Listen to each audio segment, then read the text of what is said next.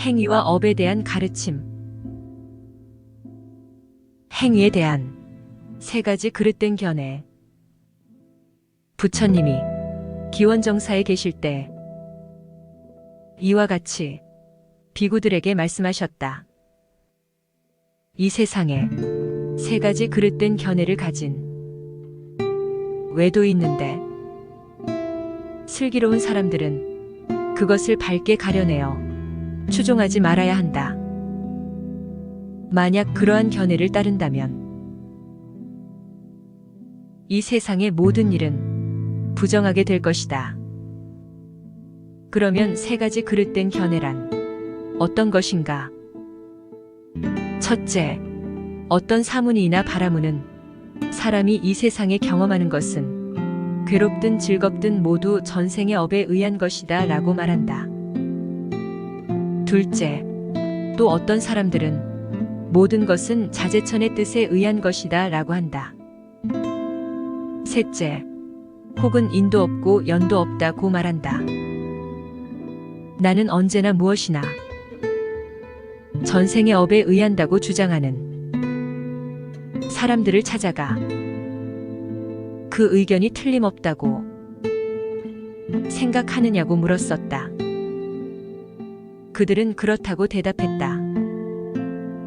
그래서 나는 그러면 사람을 죽이거나 도둑질하거나 음행하고 거짓말하고 탐욕과 성냄과 삿된 소견을 갖는 것도 모두 전생에 지은 업에 불과할 것이다. 만약 그렇다면 이 일을 해서는 안 된다거나 이 일은 해야겠다는 의지도 노력도 소용없게 될 것이다. 따라서 어떤 자제력도 없이 마음 내키는 대로 함부로 행동하는 사람을 정당한 사문 혹은 바라문이라고 하지 않겠는가 하고 비판했었다.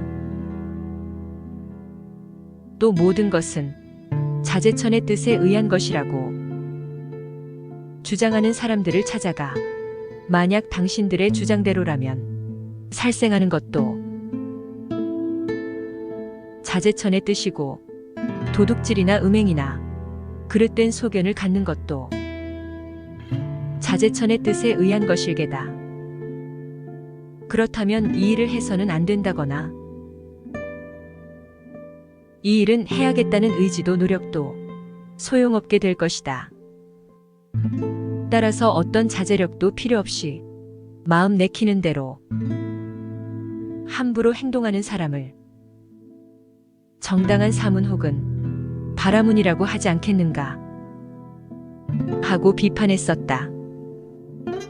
그리고 인도 없고 연도 없다고 주장하는 사람들을 찾아가 당신들의 주장대로라면 살생하는 것에도 인과 연이 없고 그릇된 소견을 갖는 것에도 인과 연이 없을 것이다.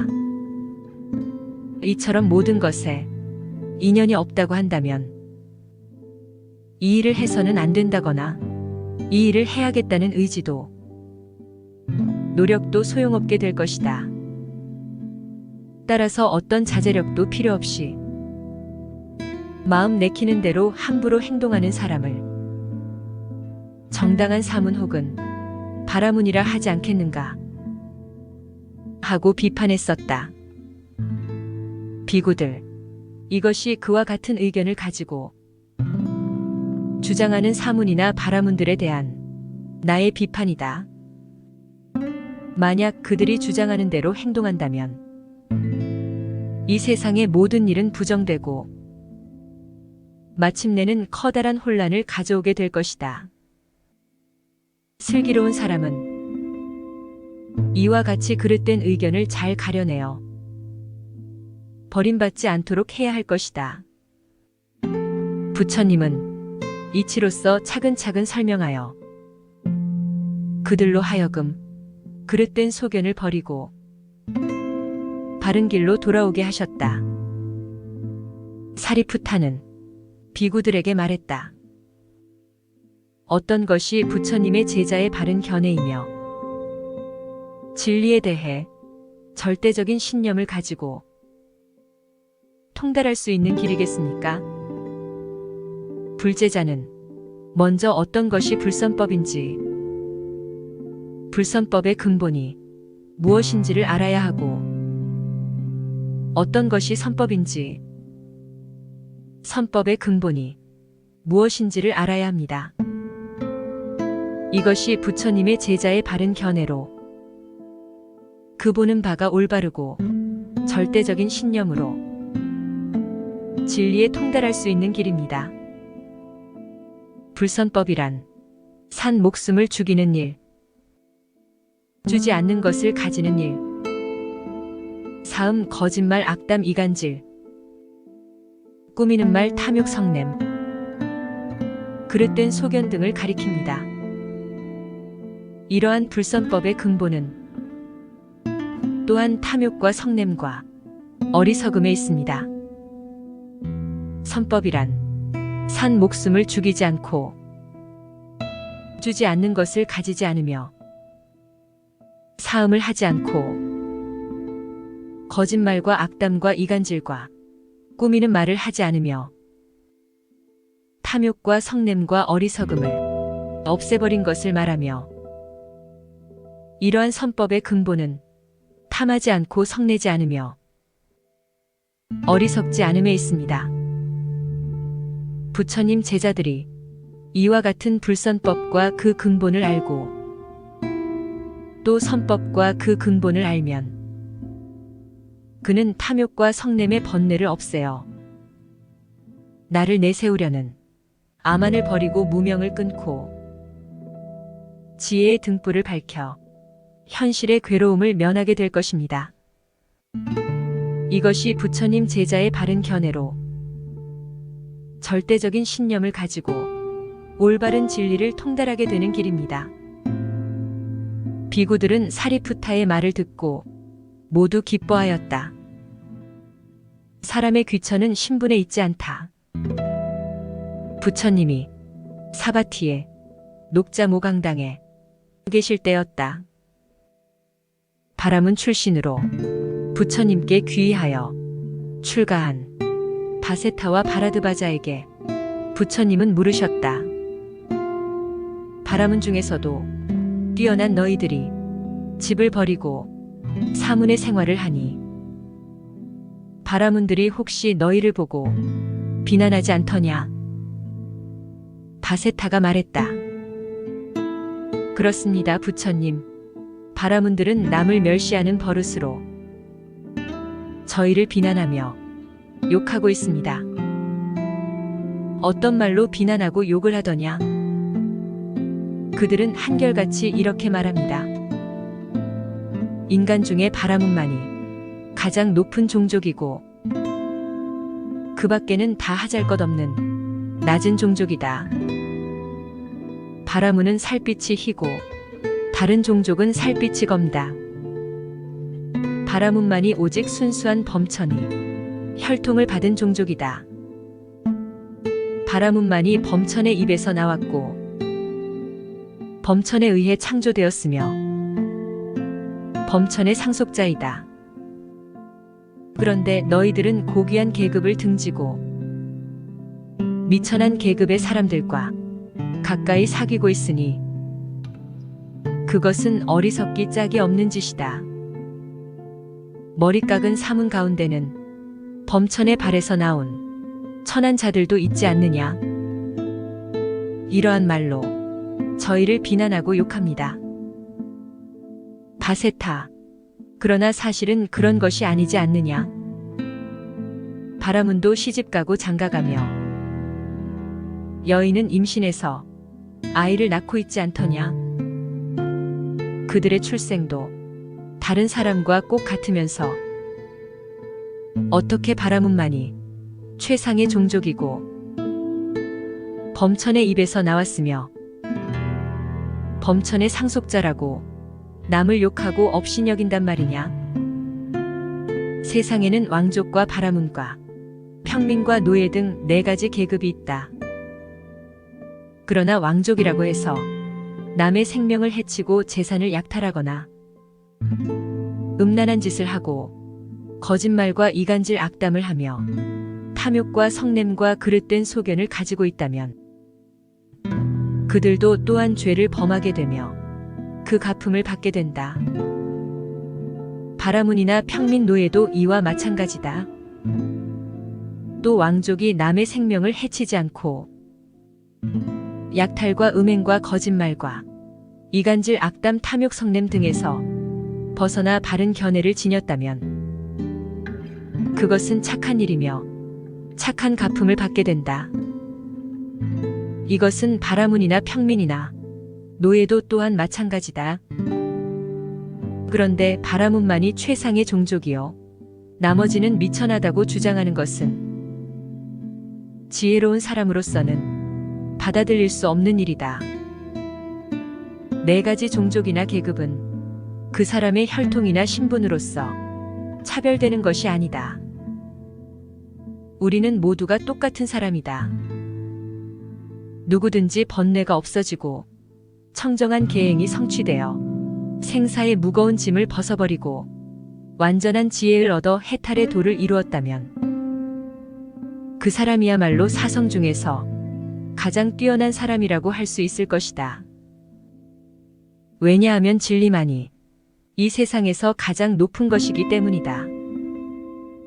그 태생이 다르고 이름이 다르고 성이 다르고 가계가 다르더라도 너희가 출가하여 집을 버린 수행자가 되었을 때 저 바라문들이 너희는 무엇이냐고 묻거든 우리는 샤카족의 자손이다. 사카무니의 진정한 아들이다. 우리는 그의 입에서 나왔으며 법에서 났으며 법의 상속자이다. 라고 대답하여라. 너희는 열애를 의지하여 새로 얻어 성취된 청정한 계행의 몸이요 선정의 몸이요 지혜의 몸이요 해탈의 몸이요 해탈지견의 몸이기 때문이다. 검은 업과 흰 업, 용모가 뛰어난 가민이는 이른 아침 부처님을 뵙고 여쭈었다. 부처님, 바라문은 스스로 잘난 체하면서 하늘을 섬깁니다. 어떤 중생이 목숨을 마치면 바라문은 마음대로 죽은 이를 천상에 나도록 한다는 것입니다.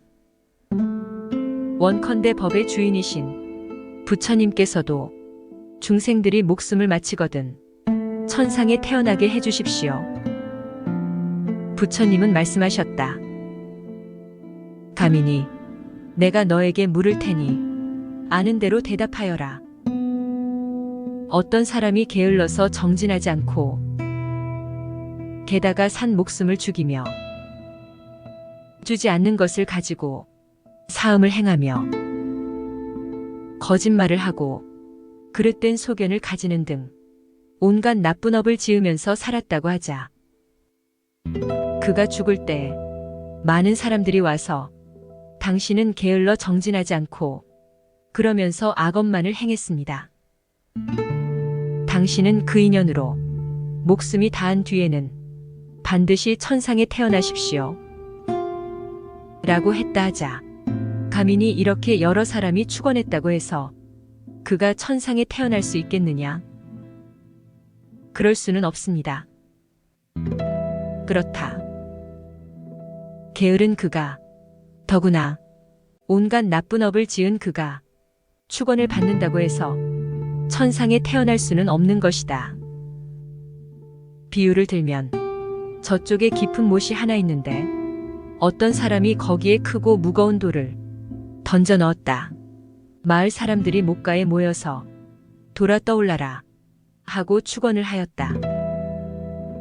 그 크고 무거운 돌이 축원을 했다고 해서 그들의 소원대로 떠오를 수 있겠느냐? 그럴 수 없습니다. 그렇다. 그가 천상에 태어날 수 없는 것도 이와 마찬가지다. 왜냐하면 나쁜 업은 검은 것이어서 그 가풍으로 저절로 밑으로 내려가 반드시 나쁜 곳에 떨어질 것이기 때문이다. 또 어떤 사람은 부지런히 정진하면서 묘한 법을 실행하고 온갖 착한 업을 닦는다고 하자 그가 목숨을 마칠 때 여러 사람이 모여서 당신은 부지런히 정진하면서 묘한 법을 실행하여 온갖 착한 업을 이루었습니다. 당신은 그 인연으로 목숨이 다한 뒤에는 반드시 나쁜 곳에 가서 지옥에 떨어지십시오 라고 저주했다면 어떻게 될까? 그가 과연 그들의 저주대로 지옥에 떨어지겠느냐? 그렇지 않습니다. 그렇다. 그것은 당치도 않은 말이다. 왜냐하면 착한 업은 흰 것이어서 그 가품으로 저절로 위로 올라가 반드시 좋은 곳에 이를 것이기 때문이다. 이를테면 기름병을 깨뜨려 몸물에 던지면 부서진 병 조각은 밑으로 가라앉지만 기름은 물 위로 떠오르는 것과 같은 이치이다. 이와 같이 목숨이 다한 육신은 흩어져 까마귀와 새가 쪼아먹고 짐승들이 뜯어먹거나 혹은 태우거나 묻히어 마침내는 흙이 되고 만다.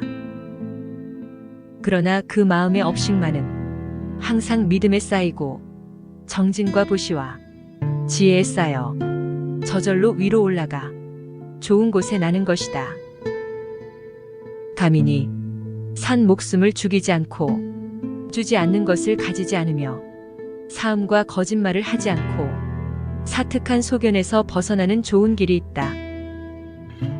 이른바 팔정도가 위로 오르는 길이며 좋은 곳으로 가는 길이다.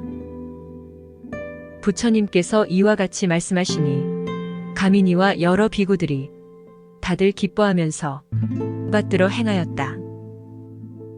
라자가아에 바드리카라는 부자가 있었다. 그는 재산이 주체할 수 없이 많으면서도 인색하고 욕심이 많아 남에게 조금도 베풀려고 하지 않았다. 과거에 지은 공덕을 까먹기만 하고 새로운 공덕을 쌓을 줄 몰랐다. 그는 어찌나 인색했던지 7개의 문을 겹겹이 닫아 얻으러 오는 사람을 막았고 그물을 쳐 새들이 뜰에 내려와 모이를 쪼아먹는 것까지 막았다. 어느 날 모칼라나 카샤파 아니루따들이 모여 바드리카를 교화하기로 의논하고 그의 집으로 갔다. 이때 바드리카는 자기 방에서 혼자 맛있는 떡을 먹고 있었다. 그런데 뜻밖의 바루를 들고 나타난 아니루따를 보고 놀랐다.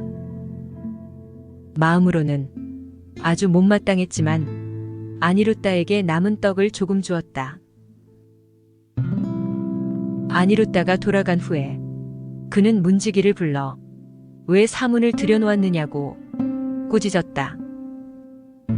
그러나 문지기는 문이 굳게 잠긴 것을 보고 그럴 리가 없다고 대답했다. 바드리카가 이번에는 구운 떡을 먹고 있을 때였다. 그때 불쑥 카샤파가 그 앞에 나타났다. 그는 또 하는 수 없이 먹던 떡을 조금 떼어주었다. 카샤파가 돌아간 후 다시 문지기를 불러 꾸짖었지만 대답은 한결같았다. 어디로 들어왔는지 몰라 잔뜩 화가 난 그는 사문들이 요술을 부려 사람을 놀리는 것이라고 욕지거리를 했다. 그의 아내는 치타 비구의 누이 동생인데 남편의 욕설을 듣고 말했다. 그렇게 욕설을 마세요. 당신은 두 스님이 누구인지 아십니까? 먼저 분은 카필라의 드로노다나 왕의 아들 아니루따 스님입니다. 그분은 깨달음을 얻어 부처님 제자 중에서도 천안통이 으뜸이라고 합니다. 또 한 스님은 카필라의 부호의 외아들 카샤파입니다. 그분은 뛰어난 미인을 아내로 맞았다가 함께 출가하여 검소한 생활을 함으로써 부처님께 두타 제일이라고 칭찬받는 스님입니다.